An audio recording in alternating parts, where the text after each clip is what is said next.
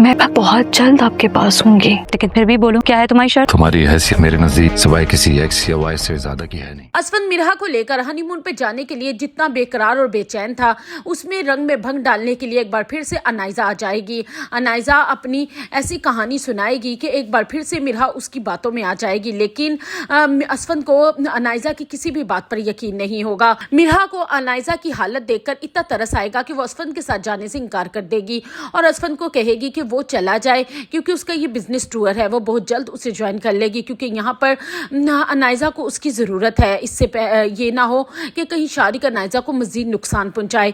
असफन को मिरहा की ये बात अच्छी नहीं लगेगी, वो नाराज़ होकर वहाँ से चला जाएगा, लेकिन श्री और अनाइजा तो बहुत खुश होंगे।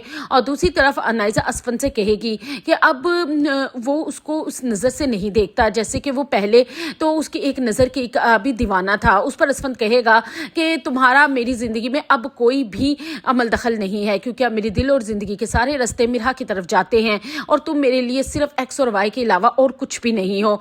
और दूसरी तरफ शारिक अनाइजा को डिवोर्स देने के लिए अनाइजा के सामने एक शर्त रखेगा। उस पर वो कहेगा कि उसे उसके सारे वो चीज़ें वापस करनी होंगी, वो जो कुछ अनाइजा उसके घर से चुरा कर ले गई है, क्योंकि वो नहीं चाहता कि बाद में अनाइजा डिवोर्स के बाद पुलिस को उसके सबूत दे और फिर से उसे गिरफ्तार भी होना पड़े। इसलिए वो अनाइजा के सामने कहेगा कि उसे उसकी तमाम चीज़ें वापस कर दे, तो वो उसे डिवोर्स दे के फारिग कर देगा।